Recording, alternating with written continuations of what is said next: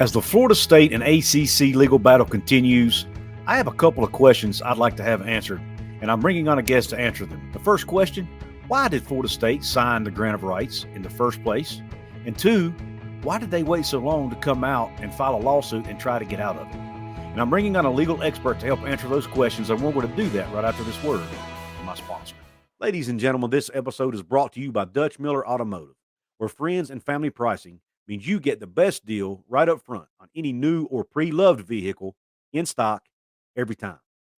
With brands like Chevrolet, Chrysler, Dodge, Jeep, Ram, Kia, Hyundai, Ford, GMC, Buick, and Subaru, the Dutch Miller Automotive family is always growing and ready to put you in the car or truck you've been searching for.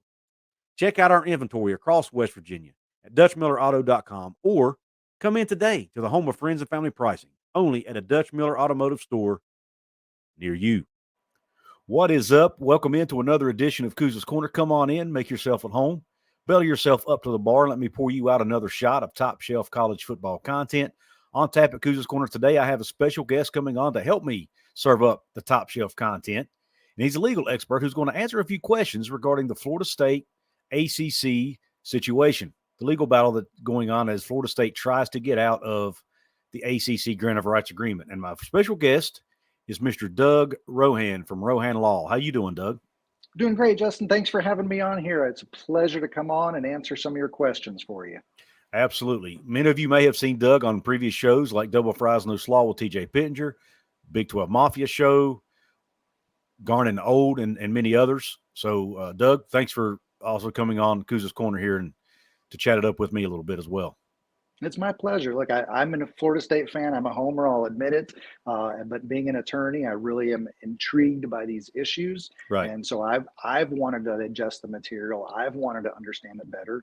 And then Right. in my law firm, we just like to explain the law to our clients and make sure they understand. So it's a Right. natural fit for what we're trying to do. And we've really enjoyed getting into it with all of your listeners. Awesome. Absolutely. And I'm sure they can't wait to hear from someone who is a legal expert on these matters and not just some talking head like myself. So let's get into it. All right. The first question, Doug, is and I pointed out in a previous video, which I'll link to at the end for those of you who want to check it out and haven't yet, but I did a video a few days ago and I asked a question, basically, why did Florida State, one of the arguments they're making is that they feel like they kind of got pressured into signing the grant of rights, that members of the ACC leadership was getting individual members of the Florida State board into a room individually and convincing them to sign. At least that's the way I interpreted it in their complaint. And my question was this: why in the world would somebody who's a wealthy board member at a prestigious university like Florida State allow someone to pressure them into signing something like that? And is that maybe something you can answer? And especially when you have multiple of them that apparently agreed to sign it. So can you answer that for me?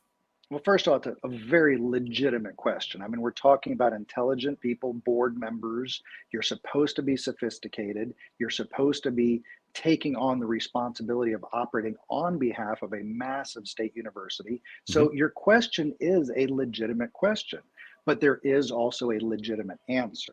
So there was the original agreement by Florida State to join the ACC back in 1992. So that was something that they wanted to do. They wanted to pool their interest with other members.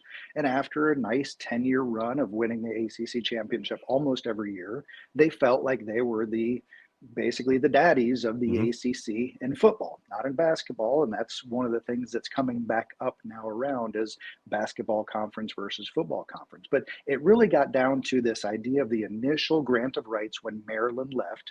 Maryland did not want to be a part of the grant of rights, so they left. Well, Florida State, I guess, initially thought this was a great idea. They initially bought into it. So in the 2013 contract, they did sign it very willingly, and they thought that this would be something that would be in their long-term best interest. Well, fast forward to 2016, and that's when the additional expansion and increased penalties took place.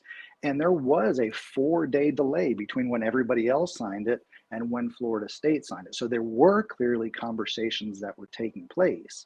The complaint is very clear on describing what's called a Hobson's choice. And this is that, yes, Florida State did absolutely have a right to sign or not sign, but was that clearly a choice that they had? So the first thing was the economics behind that choice. Florida State could have opted not to sign, but whereas Maryland got out for $30-50 million already, they had upped the penalty by that point already to the 120 million, 240 million range. So Florida State could have said, no, we're not going to sign this, but they needed to pay $240 million that they weren't prepared to pay at that time.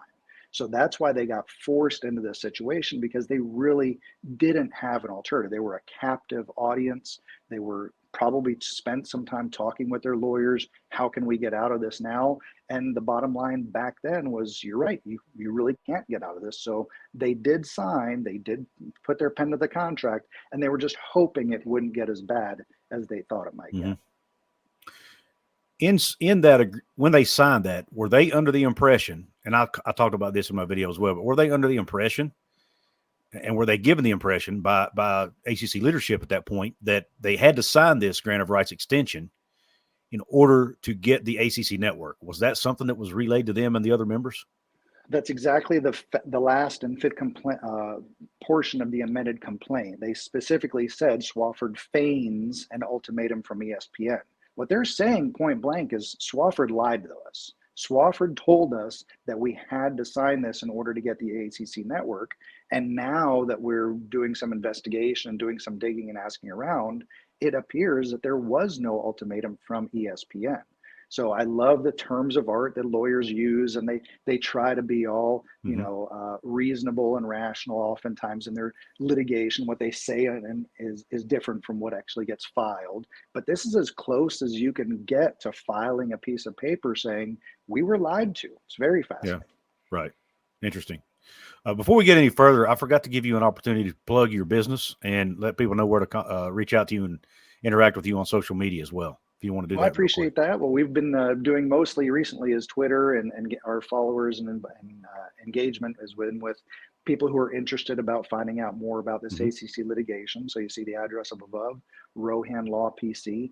Personally, I have my own law firm based out of Atlanta, Georgia, and we primarily work on work accidents, car accidents, criminal defense. And the Atlanta area is the largest metropolitan city outside of Florida in terms of Seminole alumni. So we do have a lot of alumni here that we reach out to and work with. But if you find yourself in Georgia, and if you find yourself in a very difficult situation, we want to be your best friends on your worst day. So call us at Rohan Law for your free consultation. We'd be happy to help you out.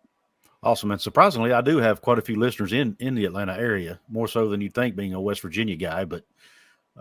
But yeah, so appreciate that. So maybe someone out there needs your services, Doug. Thanks for shouting that out. But back to the Florida State stuff.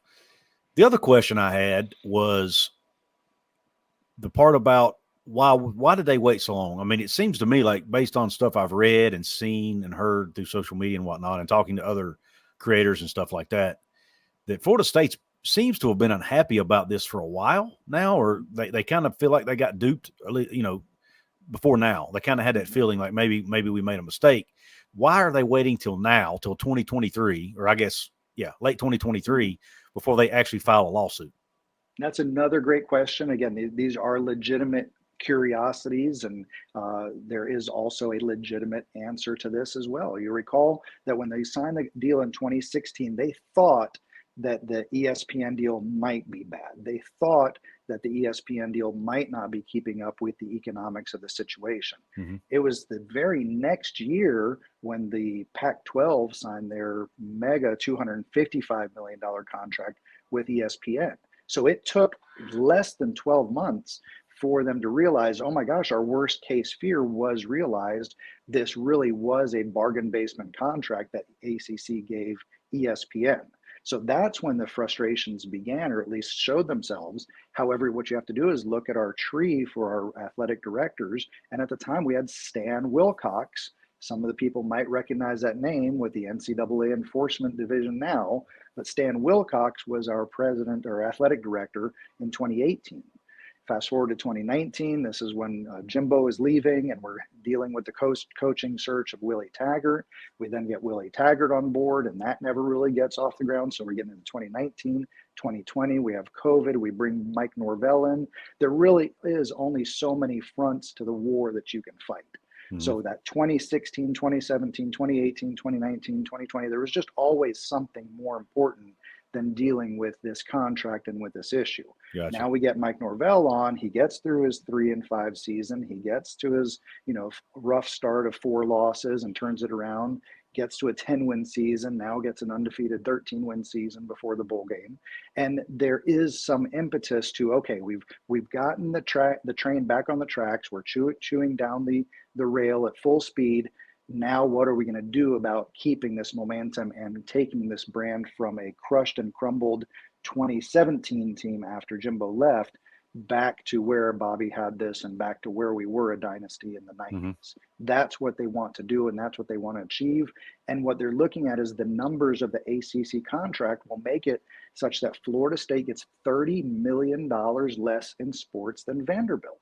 And we cannot compete. There is an existential threat to the sports program if we are to stay in the ACC. Mm-hmm. That's why this is such a big deal. Yeah. Well, thanks for explaining that. It makes sense. If you've got leadership in place, if you've got leadership that may not be doing a great job, which I've had some people tell me, and I'm sure that's a matter of opinion, and maybe weren't up to the task of challenging this, or like you said, there were just too many other battles to fight, so to speak, at that time, right? With COVID and coaching changes and all this. So AD changes and the like. So right now at the top of the Florida State head, we have Stephen Ponder as the head of the boosters. Mm-hmm. We have Richard McCullough as the president of the university. Mm-hmm. We have Mike Alford as the president of as the athletic director, and we have Mike Norvell as the coach. And all right. 4 of them, for the first time in probably 30 years in Florida State history, are lockstep, in line with the same focus, with the same priorities. Okay. And it really is a blessing for the university because these are going to be some challenging months ahead. Yeah. One more piece of this puzzle that I'd like to address. And by the way, if any of you are listening out there, yes, Doug is an attorney, but he has admitted he's a Florida State fan, right? If anybody out there listening that wants to come on here and talk about the ACC side of the argument, you're more than welcome to come on the show. Hit me up. Send me a DM on Twitter at Coos206. I'll be glad to have you on and let you, if you have a counter argument to what Doug and others are saying, I'll happily listen. But the other piece of this that I find intriguing, and it's something I don't think anybody knew until not on the latest filing, but the filing before, is when Florida State, may have even been the original filing, when they brought up the fact that, oh, by the way, our TV deal doesn't even go to 2036, even though our grant of rights does.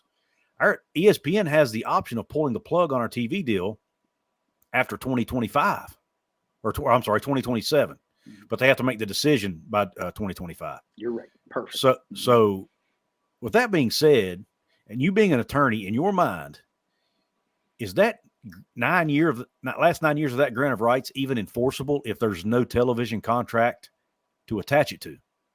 Yes. The reason why is because you have to divorce the two. There's 2 separate concepts going on. The grant of rights just means that for now until 2036, every dollar of revenue that Florida State earns from their home games goes to the ACC. Okay. That's all the grant of rights means. Conversely, the TV deal with ACC and ESPN says ESPN is going to pay the ACC a certain dollar amount for the rights to broadcast that programming. Now, the ACC does not have the right to tell ESPN to go kick rocks, but you're right. ESPN can absolutely tell the ACC, you know what, this brand is not valuable enough, even at this discounted rate, we don't want to continue. Now, that's unlikely to happen. The price is so low, and we've been dealing with a 4.5% annual escalation for already the last 10 years, that it's a below market rate. Even if Florida State were to leave and Clemson were to leave, it probably is still a below market rate, even for the dredges of what's left in the ACC. So there is value in that contract, because whether ESPN exercises its option or not, Apple will come along, YouTube will come along, somebody is going to come along and provide value and fill in that gap. So yes, it is enforceable, allegedly, and it is going to cause some value. The question is, it now makes it more speculative as to what that loss amount is that the ACC is trying to get out of Florida State. Right. So realistically, if ESPN does decide to pull out, which you don't think's likely, let's just say Fox or Amazon or whoever comes in, they could sign a deal with the ACC that's actually less valuable potentially than what they have now. Yeah, and they would be forced to take it because of the grant of rights if it's deemed enforceable. Correct. Wow. Okay. Interesting. That's very interesting. And Florida State, if I'm reading these filings correctly, Florida State is saying that they were not aware of that at the time when they signed the grant of rights. That's clear. I don't know that Florida State has alleged that they weren't aware of this provision. They were the ones that disclosed it. You were right. Their original filing was the first time we, the public, found out about this. But I don't think that they allege in their filings that they were unaware of that. Got it. Okay, got it. But they did allege that Jim Phillips, the commissioner, took it upon himself to agree to that, or agree to extend the I guess the date that ESPN can pull the plug. They extended that from 21 to 25, right? Correct. That's what's really interesting here. There's three sub fights. There's three details. We as lawyers are excited about this more than the bigger picture issues. The first is, where is this going to take place? Is it going to be in the North Carolina courts, or is it going to be in the Florida courts? The second is, yes, is this a material change in media rights? Was Phillips supposed to get a 2/3 vote to make that extension, that unilateral extension, for which the ACC received no consideration in return? And the third question that's going to be interesting is, did the ACC even have the authority to commence this litigation trying to beat Florida State to the courthouse without a membership vote as well? So those, of course, we all want to know, is the grant of rights enforceable or not?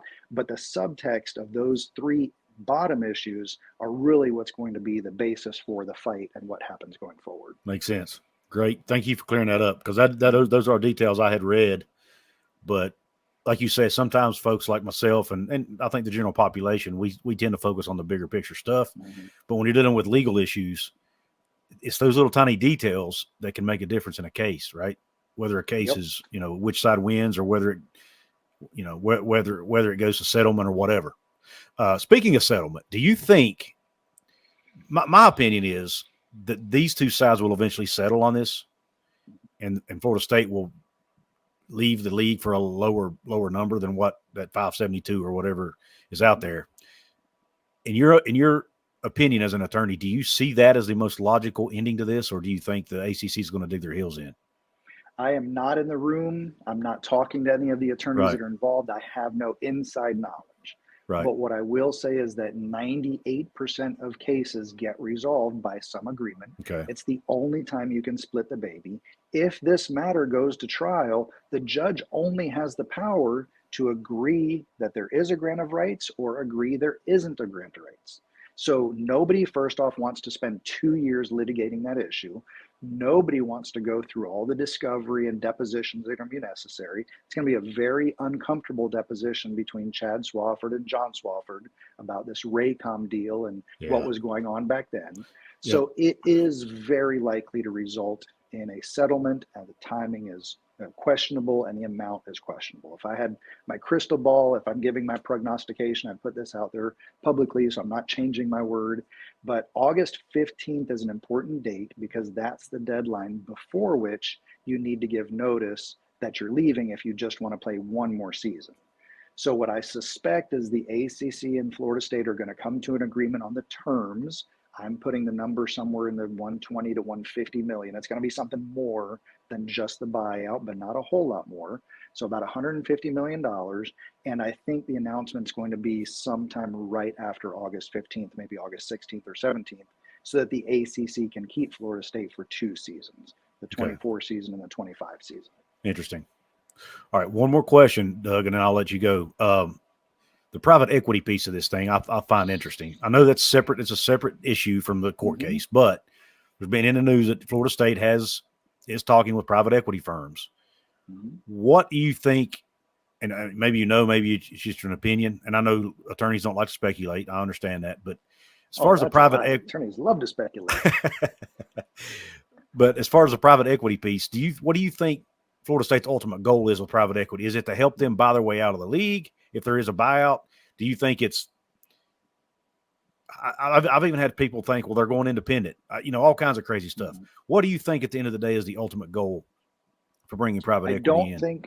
I don't think there's any benefit to being independent in today's exceptionally ridiculously large TV contracts. Right. Whether it's YouTube TV, whether it's Apple coming out, whether it's whatever new issue is in the future, the independent aspect of Notre Dame and whether or not that's sustainable, I suspect even Notre Dame comes to heel before 2030 in one of the conferences. Mm-hmm. I just don't think it's sustainable, and I definitely don't think now would be the time to make that step. I think the private equity actually might have more to do with this NCAA litigation that's going on in the Supreme Court regarding the past NIL considerations, the past payouts to all the former athletes. This litigation is not just against the NCAA, but is against the NCAA and all member institutions. There's talk about this maybe being a $30 billion solution to compensating former student athletes. And if each university is responsible not just for compensating the current student athletes on their roster, but going back 10 years, 20 years, 30 years and providing some form of meaningful and reasonable compensation, there's going to be a lot of institutions that are just frankly going to go bankrupt or not going to be able to pay at all. So I think there was some foresight on the administration to try to secure some of this additional funding, because all of these member institutions are going to get bills in the tens of millions, if not hundreds of millions, that are due all at once. Mm-hmm. That's one thing I want to point out in the grant of rights. People talk about, oh, well, if FSU loses, they have to pay $500 million. No, if FSU loses, they're just stuck in the conference. They just keep the grant of rights. They just keep up with the current status quo. That's why there's not a lot of risk to what they're doing. I got you. But when it comes to this NCAA litigation, there's a reason why some of the member institutions are really pushing the NCAA to settle this now, because that's the only way they can control the beast that's going to be this huge number that comes from this litigation. Yeah, that's a great point. I mean, I think that's also a part of the driving force behind what the SEC and Big Ten are doing now, forming this committee. I think that House case, the one you're speaking about, is driving force behind a lot of this. Things are moving so quickly right now in college athletics, and I think that might be driving a lot of it, because a school like West Virginia, I'm not sure, our AD talks optimistically that, yeah, we'll be fine. But I'm telling you, man, as a fan, I sit here thinking, I'm not sure we will be. I mean, how can we afford to pay that kind of money when, our media deal is $30 million a year. We might bring in $45 million, $50 million a year max in revenue. How can we pay this big $20-30 million chunk that they might be forced to pay, or whatever the number was? I did some math a few weeks ago. It was in the tens of millions for each Power 5 institution. Yeah. It's basically wiping out 1 year of media rights all in one whack. So in Florida State, that'll be apportioned. Right. NCAA will have a portion of that responsibility, because they took the dues and they took the proceeds. But yeah, we are already in an inevitable path towards a complete recalibration of collegiate athletics. Right. Florida State is not to be tarred and feathered because they're, rabble rousing.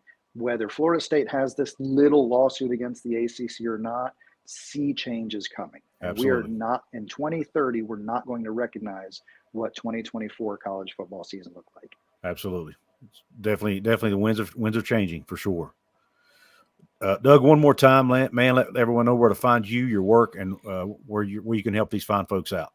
Yeah, I'm at Rohan Law PC on Twitter and all other social media. If you're a favor of Instagram, TikTok, Facebook, depending on your age, you fit into one of those categories. So just follow us there. Look, I hope you don't need my services. I hope you're not in Georgia and find yourself in a car wreck or a work accident or arrested for some reason. If you need me, then I want to be here to come alongside you and help you out. but I hope you don't need me. What I want you to do is follow us on Twitter, follow us on social media. And then when you find a friend, when you think about somebody, when somebody says, gosh, please pray for me, this has been a devastating day, that's when you'll remember, I got this guy you need to call. He seemed like a pretty good guy, and you should talk to him about whether or not he can take care of you. That's what we're hoping for. So other than that, we're going to keep watching your show. And of course, we'd love to come on anytime to Kuz's Corner and talk about the NCAA and then discuss where this is going to go in the future down the road. Awesome. Well, Doug, man, we appreciate your insight. I'm sure I'll probably have you back on again sometime, whether it be, may talk about NIL and who knows what else. I'm sure you follow that stuff too as an attorney. So absolutely. Look forward to having you back on again in the future. Thanks for taking time out of your busy day to chat with me and my listeners. And you have a good day and enjoy it. Just your day. Thank you, Justin. Take care. Yes, sir. Bye. I hope you enjoyed the conversation with Doug Rohan from Rohan Law PC. Be sure to check him out if you're in Georgia and need legal services. He's your guy. Scrolling on the bottom of my screen right now, you'll see that I am an affiliate marketer of ONIT Athlete Trading Cards. If you want to support your team's NIL efforts, ONIT Athlete Trading Cards is a way to do that. You also will be supporting me and my channel here if you use the link in my description box. The student athletes get 60% of the profits. I'll make a small commission, and you get some really cool trading cards for your collection. So check it out right now, ONIT Athlete Trading Cards, the link in the description box. Also, the video I told you about earlier where I brought up these questions that I asked Doug, you can see that video right here. If you haven't seen it yet, go check it out. I appreciate you tuning into this episode. Have a top shelf day, and Q Country Roads.